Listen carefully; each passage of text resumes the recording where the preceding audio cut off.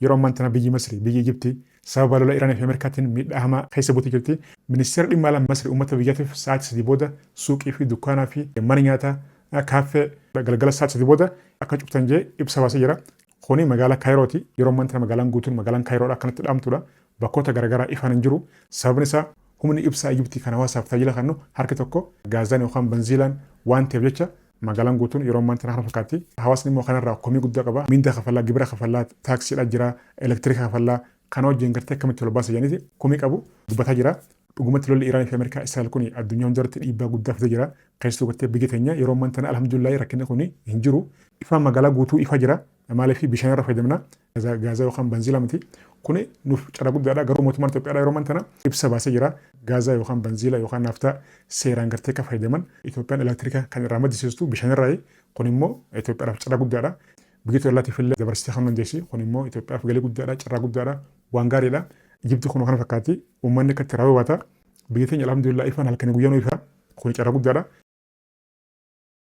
Viidiyoon Doonaald Tiraamp waggaa 40 fi 45 dura dubbate yeroo ammaan tana miiliyoonaan ilaalamaa jira. Gaazexeessituu beekamtuu Ameerikaa wajjin godhe yeroo ammaan tana ija dubbitee wal jalaa darbamaa jira. Iraan dhahuu qabna yoo kasaarre immoo bakka gaaza isaanii qabanne gaaza isaanii saniin bakka buufannaa jechuudha.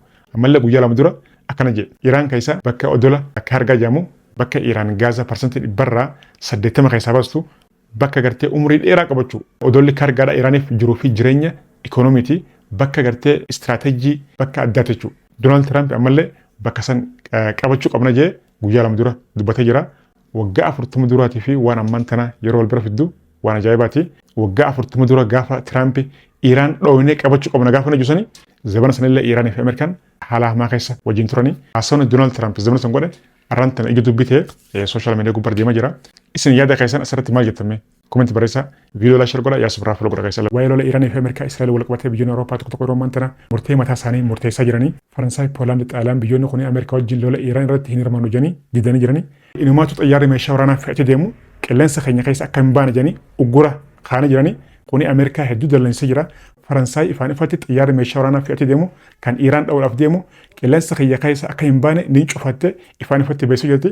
Kana wal qabatee Doonaald Tiraamp baay'ee aaree jira. Kana booda Awurooppaan nutti maxxantee hin deemtu guyyaan kun guyyaa gartee taarikaaf seenaa keessa taa'u jee isi warra diina keenya wajjin nurra duulee guyyaan kun seenaaf barreeffamee ta'a jee dubbatee jira.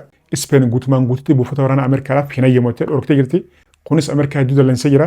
Akkasuma Israa'el waliigaltee dippiloomaasii Faransaa wajjin qabdu guutumaa guututti kuteen jirattee dhaabeen jirattee ifaan ifatti miidiyaadhaan dabarsee jirti. Kana booda waliigaltee meeshaa waraanaa fi daldala kan Faransaa wajjin qabu dhaabeen jira. Addamureen jira dhaabeen jirattee ifaan ifatti dubbattee gara waliigaltee meeshaa waraanaa kan kana dura ta'e rakkoon qabu kan kana booda dhaabeen jirattee dubbattee jirti. Tiraamp biyyoota Awurooppaatiin kana booda nuti isin hin jiraachisnu. Iraan dhoowwine cabsine balleessine aangoo isaaniillee ganne finneeti. Kana booda deematii markaba keessan ka gaazaa deematii ulaa Hormuz irraa fudhaadhaan nuti gartee isin finnu. Kana booda wajjin humaa hin qabdan jee dubbatee jira. Humni waraana Iraan koompaanii Ameerikaadha. Kan akka Google, Apple, Microsoft kanneen koompaanii gurguddaa Ameerikaan qabu niin dhawaa jee akka kichisa jira. Tankarri markabaa tokko ulaa galaana Hormuz dabruudhaaf $2 miiliyoona kafalee dabraa jira. Akka aangoonni Iraan miidiyaa biyyatiif ibsanitti kana booda ulaa galaana Hormuz irraa waggaatti $1 biliyoona 100 akka galchuudhaaf qophiirra jiran miidiyaan Iraan dabarsee jira.